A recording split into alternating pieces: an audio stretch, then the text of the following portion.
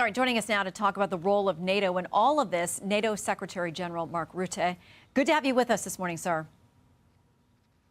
Shannon, thank you for having me on the program. All right, I want to start with some criticism. You know, the president has been sharply addressing what he sees as NATO's failures in this current situation. Here's what he said in the Oval Office earlier this week.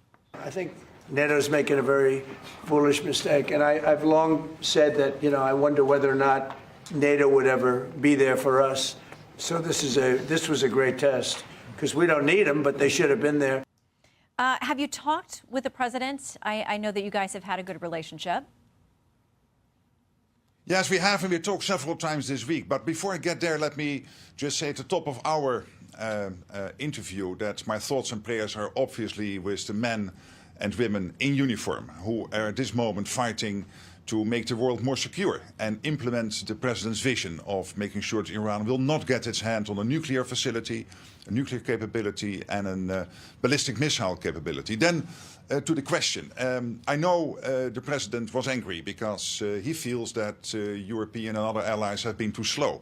The good news here is that since Thursday, a group of 22 countries, most of them from NATO, but also Japan, Korea, Australia, New Zealand, the UAE and Bahrain, most of the other countries from NATO, coming together to implement his vision of making sure that the Strait of Hormuz is free, is opening up as soon as that is possible.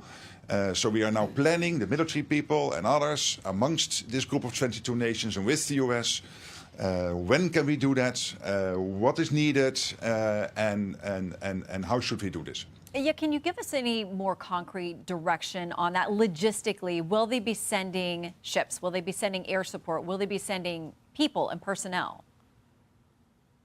Well, let me first of all say that I know there is a lot of debate in the US and in Europe whether this campaign of the president against Iran was necessary. And let me tell you, it is.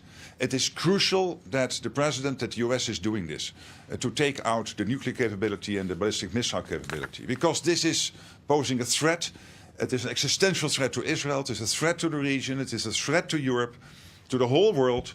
And so it is really crucial that the US is doing this. And I hope that people understand that argument, even if they're doubting whether it was necessary or not. It is necessary, and I commend the president's leadership on this. When it comes to the Strait, what we need to do is to work together. These 22 nations, again, most of them from NATO, but also the other ones I mentioned, to work through what is needed, when is it needed, and how we will make this together as soon as the time is ripe to get this done, to make sure that the Strait of Hormuz opens up and that we secure the free sea lanes also when it comes to the Strait.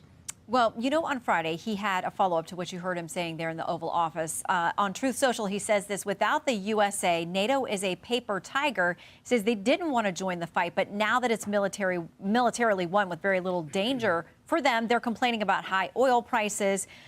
He called them cowards. So how does that square with what you're saying now about their willingness to show up?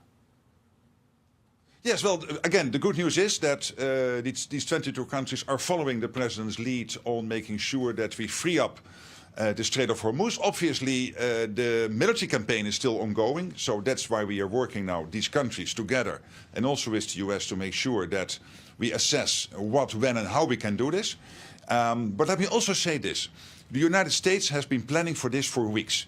For obvious reasons, because of security, it was impossible to share that knowledge with allies, because that would then have prevented the effect of the first attack, because there was a risk always of leaking. So I totally understand why the US was not able to share this with allies. But at the same time, it means that European allies and partners all over the world have used the last couple of weeks to make sure that we come together, that they started planning to see what we can do collectively as allies, as partners of the United States, at the moment that's possible, for the Strait of Hormuz to open up, and therefore answering the president's call on this. And that's what I told them. I said, hey, they are following your lead, and I think that's very important. And I'm sure that we've done this before. I mean, NATO has always come together. The president was successful in The Hague. with making sure that all the allies committed to the 5%. On Ukraine, it is the US providing critical intelligence support for Ukraine and weapons support for Ukraine to stay in the fight, working together with the Europeans. And also here, when it comes to the Strait of Hormuz, Iran, I'm absolutely convinced that we will get this done together. Actually, it is already being planned. Okay. Well, we know you have a unique relationship and good communication that continues. So we will keep an eye on this as things proceed over there in the Strait. Secretary General, thank you.